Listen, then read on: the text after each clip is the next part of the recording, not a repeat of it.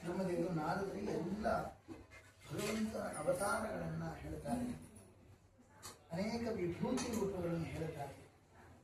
ಮನೆಗೆ ಒಂದು ಮಾತು ಹೇಳ್ತಾರೆ, ಏನು ಅಂದರೆ ವಿಷ್ಣೋರ್ನ ವೀರ್ಯ ಗಣನ ಕಥಮಃ ಅರ್ಹತೀಹ ಯಃ ಪಾರ್ಥಿವಾನ್ಯಪಿ ಕವಿರ್ವಿಮುನಿ ರಜಾಂಸಿ ಯಸ್ಬ್ರಹ್ಮ ಯಸ್ಸರಭತಾ ಸಹಿತಂ ಪ್ರಪೃಷ್ಟಂ ಯನ್ಮಾಂ ನಿಶಾಮ್ಯ ಸದನಾ ಏಕಂಬಮಾನಂ. ಎಲ್ಲ ಮಹಿಮೆ ಯಾಕೆಂದರೆ ದೇವರ ವೀರ್ಯವನ್ನು ಅಂದರೆ ಮಹಿಮೆಯನ್ನು ಲೆಕ್ಕ ಮಾಡಲಿಕ್ಕೆ ಯಾರಿಂದೂ ಸಾಧ್ಯ ಇಲ್ಲ. ಯಹ ಕವಿ ಸೋಪಿ ಪಾರ್ಥಿವಾನಿ ರಜಾಂಸಿ ಗಮ್ಯ ಸೋಪಿ ವೀರ್ಯಗಣನ ನಾರಹ. ಒಬ್ಬ ಕವಿ ಅಂದರೆ ಬ್ರಹ್ಮದೇವರು ಈ ಭೂಮಿಯಲ್ಲಿ ಧೂಳಿನ ಕಣವನ್ನು ಲೆಕ್ಕ ಮಾಡಬೇಕು. ಎಷ್ಟಿದೆ ಆಲೋಚನೆ ಮಾಡಿದ್ರೆ ಇಷ್ಟೇ ಧೂಳಿನ ಕಣ ಇದೆ, ಆಲೋಚನೆ ಮಾಡಿಬಿಡ್ತಾರೆ. ಎಷ್ಟಿದೆ ಈಗ ಆಲೋಚನೆ ಮಾಡಬೇಕು. ಲಕ್ಷ್ಮಿಗೆ ಆಲೋಚನೆ ಮಾಡುವ ಅಗತ್ಯವೇ ಇಲ್ಲ. ಧೂಳಿನ ಕಣ ಎಷ್ಟು, ಈ ಅಪಾರ್ಟ್ಮೆಂಟ್ ಎಷ್ಟು, ಮನೆ ಇದೆ ಅಂತ ಗೊತ್ತಾಗ ಎಲ್ಲ ಗೊತ್ತಾಗ, ಆಲೋಚನೆ ಮಾಡೋದಿಲ್ಲ ಅವರು. ಆದರೆ ಬ್ರಹ್ಮದೇವರಿಗೆ ಮಾತ್ರ ಆಲೋಚನೆ ಸರ್ವ ವಿಷಯಕ್ಕೂ ಸಾಕು. ಆಲೋಚನೆ ಮಾಡಿದ್ರೆ ಎಲ್ಲ ಜ್ಞಾನ ಬರುತ್ತೆ.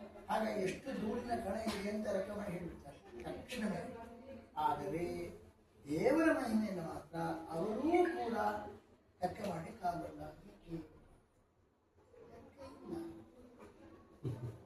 ಲೆಕ್ಕಕ್ಕೆ ಸಿಗುದು. ಲೆಕ್ಕ ಇಲ್ದಿದ್ದನ್ನು ಲೆಕ್ಕ ಮಾಡಿದ್ರೆ ದಡ್ಡ ಅಂತ ಹೇಳ್ತಾರೆ. ಲೆಕ್ಕಕ್ಕೆ ಸಿಗುವುದೇ ಇಲ್ಲ, ಅಸಂಖ್ಯಾತವಾದದ್ದು. ದೇವರು ಕೂಡ ಲೆಕ್ಕ ಮಾಡಲ್ಲ. ಯಾಕೆ ಲೆಕ್ಕ ಇಲ್ಲ? ಸರ್ವಜ್ಞನಾದ ಭಗವಂತನ ಲೆಕ್ಕ ಮಾಡಲ್ಲ, ಲೆಕ್ಕ ಇಲ್ಲ. ಆದ್ರಿಂದ ಅದು ಸರಿ ಉಂಟು. ಅಂತಹ ಭಗವಂತ ಆದ್ರಿಂದಾಗಿ ನಾನು ನಿಲ್ಲಿಸಿದೆ ಅಂತ ಹೇಳ್ಕೊಂಡು ದೇವರ ಮಹಿಮೆ ಮುಗಿಯುವುದಿಲ್ಲ. ಅದಕ್ಕೆ ತಾವು ಹೇಳ್ತಾ ಇದ್ದಾರೆ,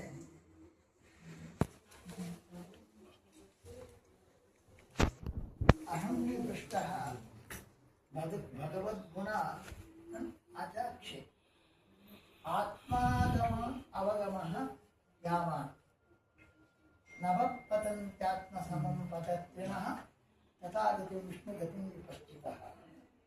ನಾನು ನಿಮ್ಮ ದೇವರ ಬಗ್ಗೆ ಹೇಳಬೇಕು ಅಂತ ಕೇಳ್ಕೊಂಡಿದ್ದೀರಾ ಶೌನಕಾದಿಗಳೇ.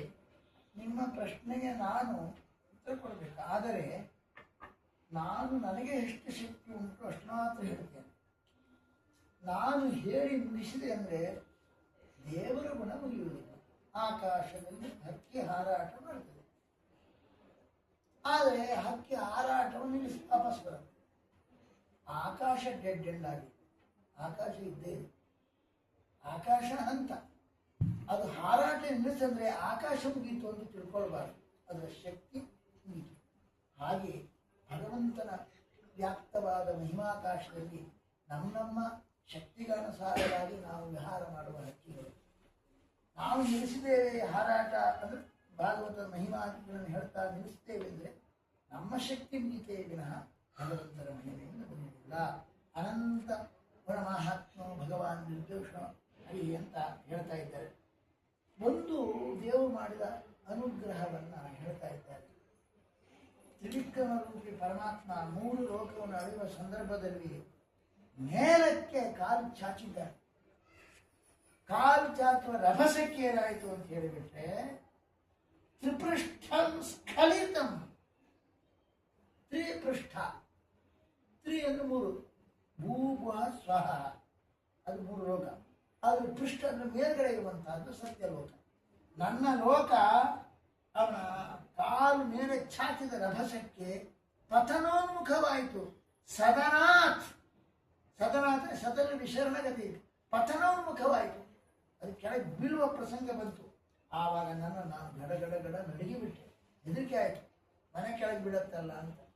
ಅದನ್ನು ನೋಡಿ ಭೂಕಂಪ ಗಡಗಡ ನಡುವಾಗ ಅವನಿಗೆ ಅನುಕಂಪ ಬಂತು. ಪರಮಾತ್ಮನಿಗೆ ನನ್ನಲ್ಲಿ ಕಂಪ ಆಯಿತು, ನಡುಗಿದೆ ನಾನು. ಆಗ ಅನುಕಂಪ ಅವನಲ್ಲಿ ಬಂತು. ಏನು ಮಾಡಿದಂದ್ರೆ ತನ್ನ ಕಾಲಿಂದ ಅದನ್ನು ಸ್ಥಗಿತಗೊಳಿಸಿದ, ಪತನೋನ್ಮುಖವಾಗಿ ಸ್ಥಗಿತಗೊಳಿಸಿದ.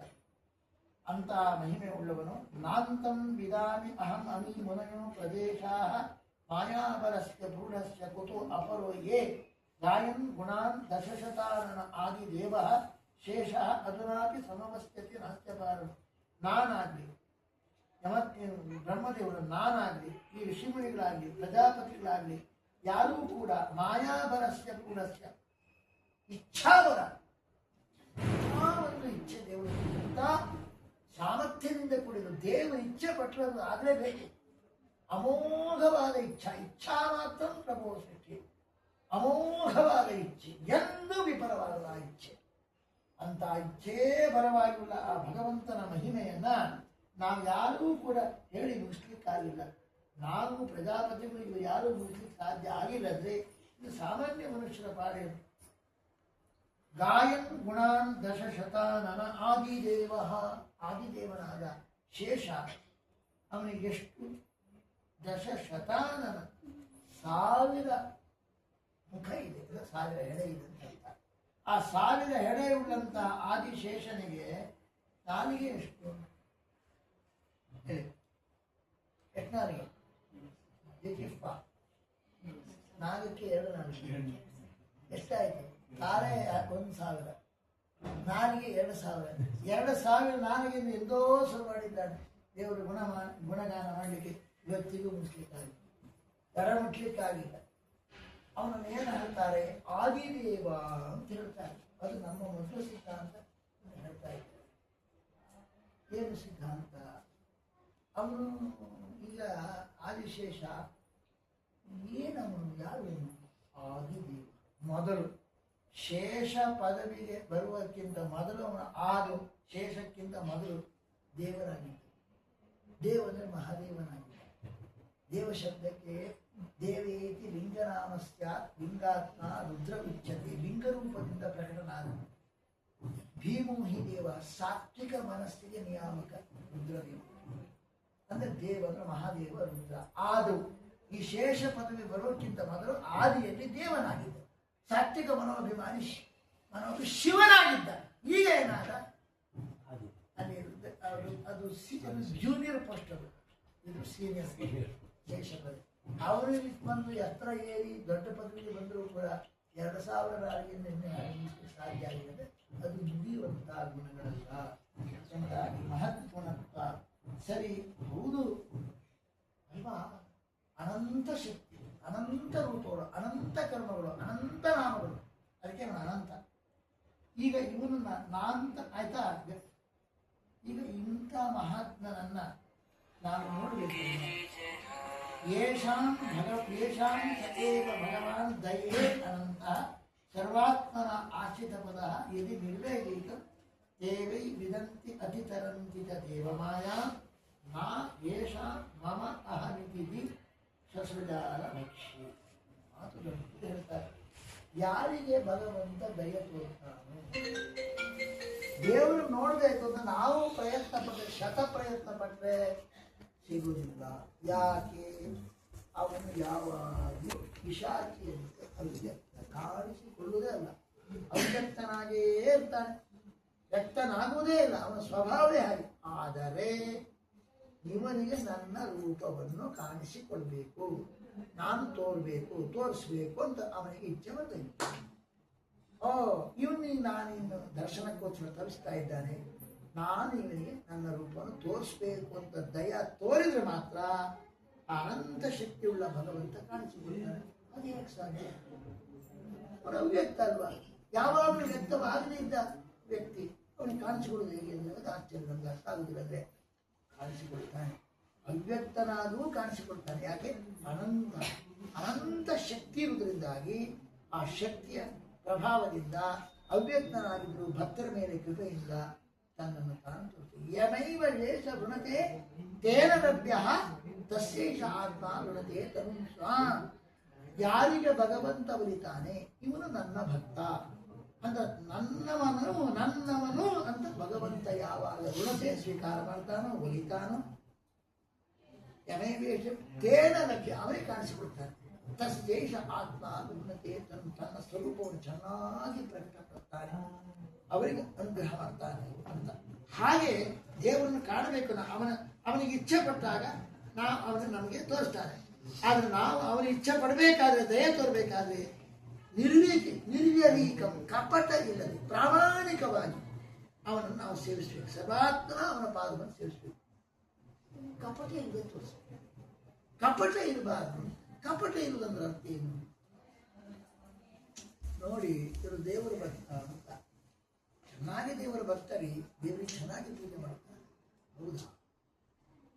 ಯಾಕೆ ಪೂಜೆ ಮಾಡ್ತಾರೆ? ದೇವರು ಮೋಕ್ಷ ಕೊಡ್ತಾರಂತ ಪೂಜೆ ಮಾಡ್ತಾರೆ. ಹಾಗಾದ್ರೆ ಏನಾಯ್ತು ಗೊತ್ತುಂಟ, ನಿಮಗೆ ದೇವರು ಸೆಕೆಂಡ್ ಕ್ಲಾಸ್, ಫಸ್ಟ್ ಕ್ಲಾಸ್. ಹಾಗಾದ್ರೆ ಪ್ರೀತಿ ಯಾವುದಕ್ಕೋಸ್ಕರ ದೇವರನ್ನು ಪ್ರೀತಿಸಿದ್ರೆ ಅವನಿಗೆ ಆನಂದ ಸಿಗುತ್ತೆ. ಹಾಗಾದ್ರೆ ಆನಂದ ಪ್ರಥಮ ನಂಬರ್. ಎರಡನೇ ಆನಂದ ಕೊಡ್ತಾನಲ್ಲ ಇನ್ನು ಸೆಕೆಂಡ್ ಕ್ಲಾಸ್ ಪ್ರೀತಿ. ಇದಲ್ಲ, ಇದು ಮೋಸ ಇದು. ಹಾಗಾಗಿ ಇವನಿಗೆ ನಿಜವಾಗಿ ಎಲ್ಲಿ ಆಧಾರ ಇರುವುದು? ದೇವರ ಮೇಲೆ ಸೆಕೆಂಡ್ ಕ್ಲಾಸ್. ಫಸ್ಟ್ ಕ್ಲಾಸ್ ಆಧಾರ ಇರುವುದು ಎಲ್ಲಿ? ಮೋಕ್ಷದ ಮೇಲೆ. ಅವನು ಯಾವ ಭಕ್ತ ಆಗ ಮೋಕ್ಷ ಭಕ್ತನಾಗ್ತಾನೆ, ಮುಕುಂದ ಭಕ್ತನ. ಇದು ಮೋಸ. ಆ ಪರದಾಸಿಗೆ ಜ್ಯೋತಿ ಬಿಟ್ಟು ಖಂಡಿತ ಪೂಜೆ ಮಾಡಬಾರ್ದು ದೇವರನ್ನ. ಎಷ್ಟೇ ಆಶಿಷ ಆಶಾಸ್ತೆ ನಸವೃತ್ಯ ಸವೈ ಒಡಿಕ್. ಪ್ರಹ್ಲಾದ ಹೇಳಿದ್ರು, ದೇವರು ಏನಾದರೂ ಕೊಡ್ತಾನಲ್ಲ ಅಂತ ಅವನ ಪೂಜೆ ಮಾಡಿದ್ರೆ ದೇವರಿಗೂ ಇವನಿಗೂ ಭೃತ್ಯ ಸ್ವಾಮಿ ಭಾವ ಇರುವುದಿಲ್ಲ. ಮತ್ತೆ ಬಿಸ್ನೆಸ್ ಸಂಬಂಧ ಮಾತ್ರ ಇರೋದು. ಹೋಮ್ ಡೆಲಿವರಿ ಮಾಡ್ತಾನೆ. ಫೋನ್ ಮಾಡಿದ ಇರೋ ಹೆಂಗ್ರೆ ಹೋಮ್ ಡೆಲಿವರಿ ಮಾಡಿ ಬಿಡ್ತಾರೆ. ಏನಪ್ಪ ಎಂಥ ಭಕ್ತ, ಎಂಥ ಭಕ್ತರನ್ನ ಹೇಳ್ತೇವೆ. ಬಿಲ್ ಬರಿತಾನೆ ನಾವು ದೇವರಿಗೆ ಬಿಲ್ ಬರಿತಾ, ಅದು ಕೊಡು ಇದು ಕೊಡು ಅಂತ. ಹಾಗಾಗಿ ನಾವು ಒಂದು ರೀತಿಯಾಗಿ ಬಿಸ್ನೆಸ್ ಮಾಡ್ತೇವೆ ವಿನಃ ದೇವರ ಹತ್ರ ನಾವು ನಿಜವಾದ ಭಕ್ತರಲ್ಲ. ಹಾಗಾಗಿ ಅದಕ್ಕೋಸ್ಕರ ಹೇಳ್ತಾರೆ ಇದು ಮೋಸ. ಇದೆ ದೇವರ ಭಕ್ತ ಅಂತ ಕಾಣಿಸಿಕೊಳ್ಳೋದು, ಅದು ನಿಜವಾಗಿ ಫಲದ ಭಕ್ತ, ದೇವರಿಗಿಂತ ಜಾತಿ, ಅದು ಮೋಸ. ಅದಕ್ಕೋಸ್ಕರ ಹೇಳ್ತಾರೆ ಪರದಾಸಿಗೆ ಜೋತು ಬೀಳದೇನೆ ಯಾರು ದೇವರ ಮೇಲೆ ಅನನ್ಯ ಪ್ರೀತಿಯಿಂದ ಯಾರು ಮಾಡ್ತಾನೋ ಅವನಿಗೆ ದೇವರು ತಾನು ಕಾಣಿಸ್ತಾರೆ. ದೇವೈ ವಿದಂತಿ ಅತಿ ತರಂತಿ ಚ ದೇವ ಮಾಯಾ. ವಿದಂತಿ ಅತಿ ತರಂತಿ. ಏನಿದು ವಿಚಿತ್ರ? ಅವರು ಮಾತ್ರ ದೇವರ ಮಹಿಮೆಯನ್ನು ತಿಳ್ಕೊಳ್ತಾರೆ. ಯಾಕಂದ್ರೆ ಮಾಯಾ ಅಂದ್ರೆ ಏನಂತ ಗೊತ್ತುಂಟ? ಮುಖ್ಯತೋ ವಿಷ್ಣು ಮಹಾತ್ಮ್ಯಂ ಮಾಯಾ ಶಬ್ದೋದಿತಂ ಭವೇತ್. ಭಗವಂತನ ಮಹಿಮೆಯನ್ನ ಮಾಯಾ ಅಂತ ಕರೀತಾರೆ. ಹಾಗೆ ಮೊದಲು ಸೇವಿಸಿದಾಗ ದೇವರ ಮಹಿಮೆ ಅವರಿಗೆ ಅರ್ಥ ಆಗುತ್ತೆ. ದೇವರು ತನ್ನ ಮಹಿಮೆಯನ್ನು ತೋರ್ತಾನೆ. ಅವರು ಮಾತ್ರ ಭಗವಂತನ ಮಾಯೆ ಅಂದ್ರೆ ಮಹಿಮೆಯನ್ನು ತಿಳ್ಕೊಳ್ತಾರೆ. ತಿಳ್ಕೊಂಡ ನಂತರ ಅತಿತರಂತಿಚ ದೇವ ಮಾಯ ತಾಳ್ತಾರೆ. ದಾಟುದಂದ್ರೇನು? ಅದು ಇನ್ನೊಂದು ದೇವಮಾಯ. ಎರಡರ್ಥದ್ದು. ಭಗವಂತನ ಮಾಯ ಅಂದ್ರೆ ಇಚ್ಛಾ, ಬಂಧಕವಾದ ಇಚ್ಛಾಶಕ್ತಿ. ನಮ್ಮ ಸಂಸಾರ ಬಂಧನ ಕೊಟ್ಟಂತಹದ್ದು ದೇವರ ಇಚ್ಛೆ. ಆ ಬಂಧಕವಾದ ಮೋಹಕವಾದ ಇಚ್ಛಾರೂಪವಾದ ಬಂಧನದಿಂದ ಬಂಧನವನ್ನು ದಾಟ್ತಾನೆ. ಭಗವಂತ ಹೇಳಿಲ್ವಾ? ಏನಂತ? ದೇವಿ ಹೇಷಾ ಗುಣಮಯಿ ಮಯ ಮಮ ಮಾಯಾ ದುರತ್ಯಯ ಮಾಮೇವ ಹೇ ಪ್ರಪದ್ಯಂತೆ ಮಾಯಾಮೇತಾಂತರಂತಿತೆ. ಸತ್ವರತ್ನ ಗುಣಾಭಿಮಾನಿಯಾದ ದುರ್ಗಾದೇವಿ ಇದ್ದಾಳೆ. ಅವಳು ಯಾರನ್ನು ಅವನು ದಾಟ್ಲಿಕ್ಕೆ ಸಾಧ್ಯ ಇಲ್ಲ, ಅವನು ಮೀಳ್ಲಿಕ್ಕೆ ಸಾಧ್ಯ ಇಲ್ಲ. ಅವಳನ್ನು ದಾಟ್ಲಿಕ್ಕೆ ಅವರ ತೊಂದರೆ ಇಲ್ಲದೆ ನಾವು ಪಾರಾಗ್ತೇವೆ ಅಂತ ತಪ್ಪಿಸ್ಕೊಳ್ಳಿ ಸಾಧ್ಯ ಇಲ್ಲ. ಆದರೆ ಮಾಮೇವ ಹೇ ಪ್ರಪದ್ಯಂತೆ, ನನ್ನನ್ನೇ ಶರಣಾಗತರಾದರೆ ಅವರು ಮಾಯಾವನ್ನು ದಾಟ್ತಾರೆ. ಮಾಯಾ ಉಪದ್ರವ ಇರುವುದಿಲ್ಲ. ಹಾಗಾಗಿ ಮಾಯಾ ಬಂಧಕವಾದ ಮಾಯಾಪಾಶವನ್ನು ಅವರು ದಾಟ್ತಾರೆ ಅಂತ ಹೇಳ್ತಾರೆ. ಅಂಥವರಿಗೆ ಬಹಳ ಸೊಗಸಾಗಿ ಹೇಳ್ತಾರೆ ನೋಡಿ. ಎಲ್ಲದಕ್ಕೂ ಮೂಲ ದುಃಖ ಕಾರಣ ಗೊತ್ತುಂಟ? ನಮ್ಮ ದೇಹದ ಮೇಲೆ ಅಭಿಮಾನ. ಪ್ರತಿಯೊಂದಕ್ಕೂ ಮಮೇತಿ ಅಕ್ಷರ ಮೃತ್ಯು.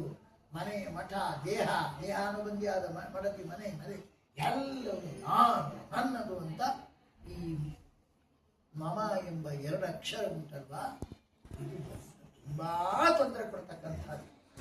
ಆದರೆ ಯಾರು ದೇವರನ್ನು ಕಾಣ್ತಾರೋ ಅವರಿಗೆ ದೇಹದ ಮೇಲೆ ಅಭಿಮಾನ ಇರುವುದಿಲ್ಲ.